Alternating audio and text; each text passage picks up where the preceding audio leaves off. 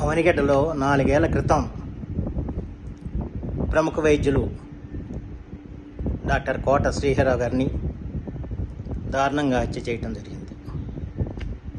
అవనిగడ్డ నియోజకవర్గంలో ఎంతో సంచలనాత్మకమైన ఈ హత్యని పోలీసు వారు ఛేదించలేకపోయారు.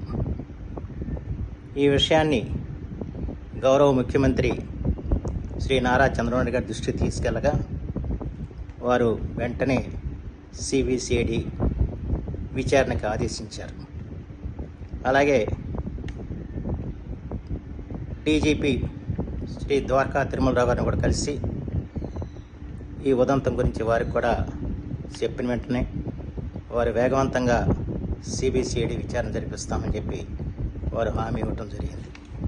ఎందుకంటే అవనిగడ్డ నియోజకవర్గ ప్రజలందరినీ కూడా భయభ్రాంతులను చేసిన ఈ హత్య సిబిసిఐడి ద్వారా ఛేదించబడుతుందని చెప్పి ఆశిస్తున్నాను. ఎందుకంటే ప్రజలందరూ కూడా ఈ హత్య మీద చాలా ఆవేదనతో ఉన్న సంగతి మనందరికీ కూడా తెలిసిన విషయం. అవనిగడ్డలో అయితే కొంతకాలం పాటు ఎవరు కూడా రాత్రిపూట తలుపులు తీయటానికి కూడా సాహసించిన పరిస్థితి కూడా మనకు తెలుసు. అలాగే పవన్ కళ్యాణ్ గారు ఎన్నికల ప్రచారానికి వచ్చినప్పుడు ప్రజలు ఓట్లు బట్టి దీని మీద విచారణ జరిపించాలని కోరిన సంగతి కూడా మీ అందరికీ తెలిసిన విషయం.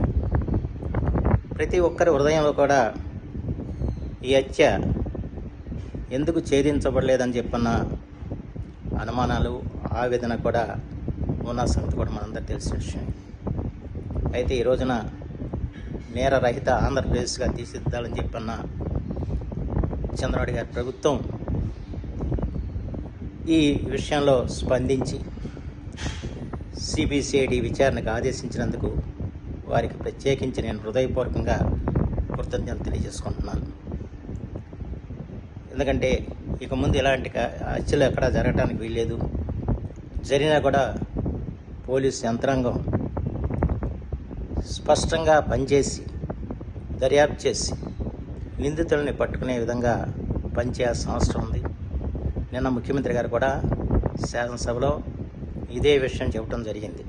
ఎందుకంటే రాష్ట్రంలో గత 5 ఏళ్ళుగా శాంతి భద్రతలు ఏ విధంగా క్షీణించాయో అటువంటి పరిస్థితులు ఉండకూడదు.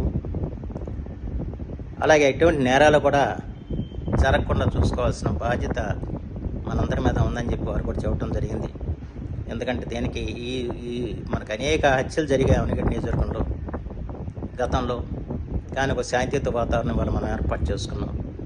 కానీ కోట శ్రీహరిరావు గారి హత్య ఎవరు చేశారు, ఎందుకు చేశారు అన్న విషయాన్ని 4 ఏళ్ళుగా మనం పోలీస్ వ్యవస్థ ఛేదించలేకపోయింది. అంచేత తప్పనిసరి పరిస్థితుల్లో ఈ రోజున సిబిసిఐడికి విచారణకి కోరాల్సి వచ్చింది. దాన్ని ముఖ్యమంత్రి గారు అంగీకరించి అలాగే డీజీపీ గారు కూడా స్పందించి ఈ విచారణకి ఆదేశించడం సంతోషదగ్గ పరిణామం.